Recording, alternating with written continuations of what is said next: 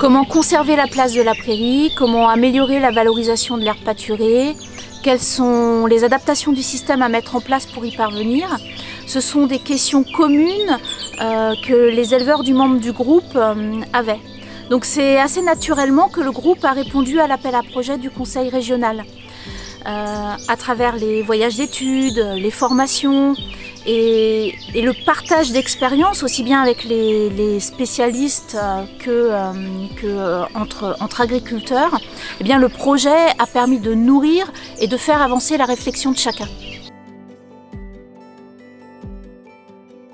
Depuis que je suis en groupe, en fait, parce que je crois qu'il faut remonter là, depuis que je suis en groupe avec les collègues, la question de l'herbe, c'est vraiment central. Produire du lait avec de l'herbe est devenu mon obsession et donc le faire le plus efficacement possible.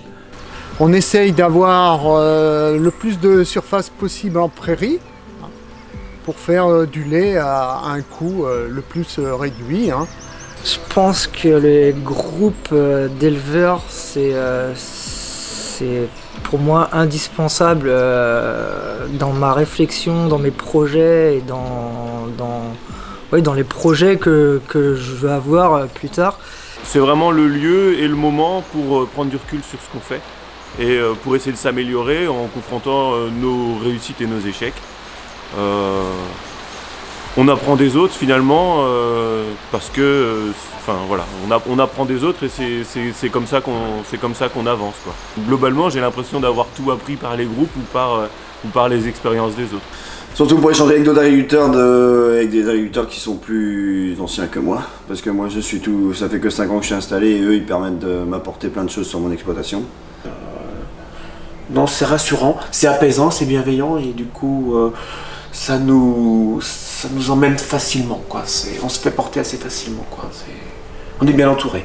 Donc, il y a une émulation aussi avec les autres. Donc, L'Irlande a permis de maîtriser encore plus le pâturage. La Suisse a permis de comment faire du fourrage de conservation, en fait. Quand on a été en Irlande, c'est qu'eux, ils ont un système basé sur l'herbe, pâturage et très peu de maïs, très peu.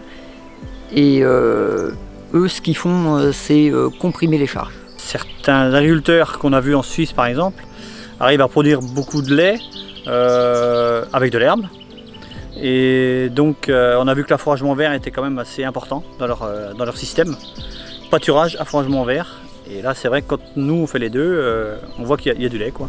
Ce qui m'a marqué sur le deuxième voyage sur la Suisse, c'est le bien-être animal, le rapport et le respect des animaux. Suite à notre premier voyage en Irlande, nous avons démarré les vaches nourrices. Après le voyage en Irlande, j'ai mis en place le topping.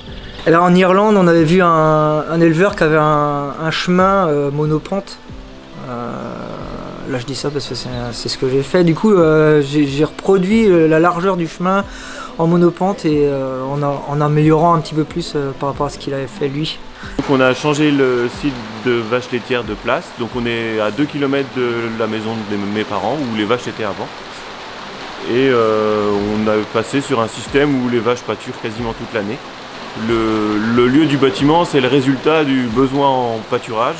Passer à 100% herbe, ça peut paraître désuet, mais abandonner le maïs, ne plus faire de maïs, passer carrément en toute herbe. On est passé en système toute herbe, avant on avait quand même un peu de maïs. Le système fourragé aujourd'hui, c'est le pâturage plus de l'affouragement vert, par période. Et donc plus de céréales du tout, quoi. Avec les voisins, donc on a fait des échanges parcellaires. Il y a eu 70-80 hectares qui ont été échangés en tout. Et ce qui m'a permis de rapprocher 7-8 hectares pour ma part qui sont accessibles maintenant aux vaches.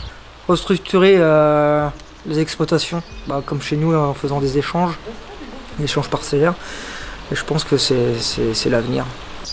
Le rôle de la Chambre d'agriculture a été de structurer la démarche, d'organiser les interventions, les voyages, de faire du lien entre les étapes et tout simplement d'accompagner les éleveurs dans leur réflexion.